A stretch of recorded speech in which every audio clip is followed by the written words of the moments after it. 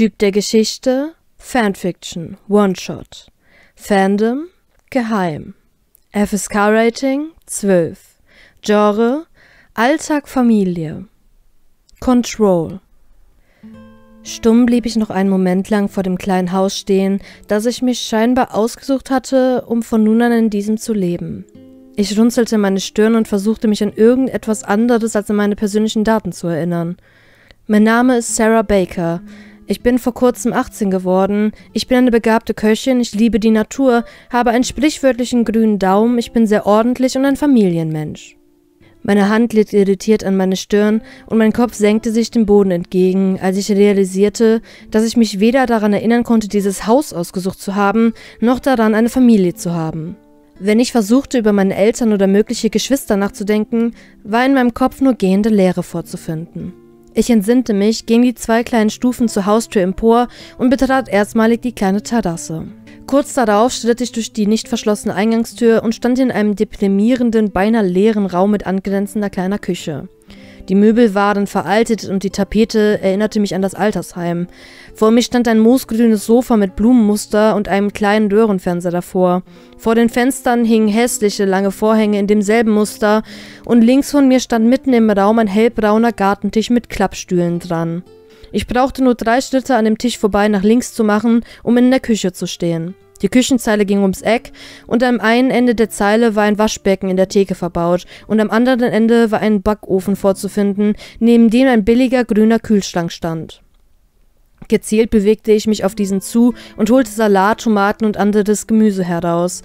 Als ich die Tür schließen wollte, musste ich mit dem Fuß noch einmal unten in die Kühlschranktür treten, da der magnetische Schließmechanismus scheinbar ebenfalls seine besten Jahre hinter sich gelassen hatte. Ich holte ein Schneiderbrett hervor und begann den Herbstsalat zuzubereiten, wobei mir einfiel, dass ich heute zum ersten Mal selbst koche. Verwirrt hielt ich mit dem Messer in der Hand inne. Hatte ich nicht eben noch von mir selbst behauptet, eine begabte Köchin zu sein?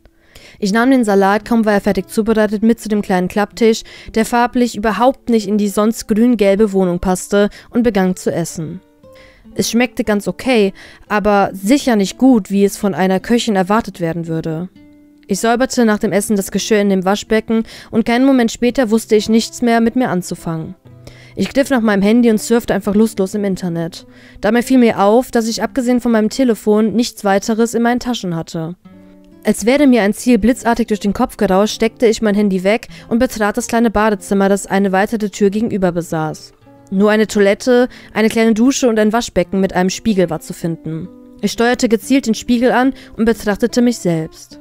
Schwarze Haare, grüne Augen, relativ schlank und ein förmlich an Perfektion grenzendes Gesicht. Ich bin nicht von mir selbst überzeugt, ehrlich nicht. Doch mein Gesicht sah aus, als wäre es von einer höheren Macht designt worden, damit es schönstmöglich aussah. Ich begann mit mir selbst zu reden, mit meinem Spiegelbild. Nach 2 Stunden hatte ich das Gefühl, nun ein besseres Verständnis von Kommunikation und Menschen zu haben. Ich ging durch die zweite Tür gegenüber von der Tür, die ich betrat, und betrachtete den Raum. Eine kleine Kommode, ein Einzelbett mit einem hässlichen Blumenmuster in Braun und eine altmodische Stehlampe. Plötzlich, nur ein Wimpernschlag später, hatte sich mein altes, vergilbtes Oma-Bett in ein großes Doppelbett mit roten Laken und weißen Kissen verwandelt und die Kommode war verschwunden. Statt dieser stand an der Wand nun ein billiger Schreibtisch mit einem klobig großen Computer darauf und einem schwarzen Stuhl davor. Die Stehlampe hatte sich ebenso wie die Kommode in Luft aufgelöst und stattdessen erhellte nun eine grelle Lampe an der Decke mein Schlafzimmer. Ich wollte verwundert oder gar erschrocken aufkeuchen und einige Schritte zurück machen, doch erneut kam mir eine Idee, die, einfach schlafen zu gehen, wie ein Blitz in den Kopf gerauscht, und ich ging schlafen. Als ich meine Augen wieder aufschlug, waren die alten Oma-Tapeten ebenfalls erneuert und die Küche ausgebaut. Verwirrt setzte ich mich mit einem Gartensalat an den Schreibtisch und aß. Kaum hatte ich aufgegessen, entschloss ich mich spontan dazu, ein Buch zu schreiben und, obwohl mich nach mehreren Stunden, die ich an den Seiten gesessen hatte, der Hunger immer mehr plagte und ich auch dringend auf die Toilette musste, zwang ich mich dazu, mein Werk zu vollenden. Erst als ich mit meinem Buch fertig war und durch die Veröffentlichung ein wenig Geld bekommen hatte, lief ich auf die Toilette, duschte mich und machte mir anschließend erneut Salat, nur um nach dem Essen um 6 Uhr morgens todmüde ins Bett zu fallen. Mittlerweile hatte ich 8 Bücher geschrieben, die mir jede Woche einiges an Geld einbrachten.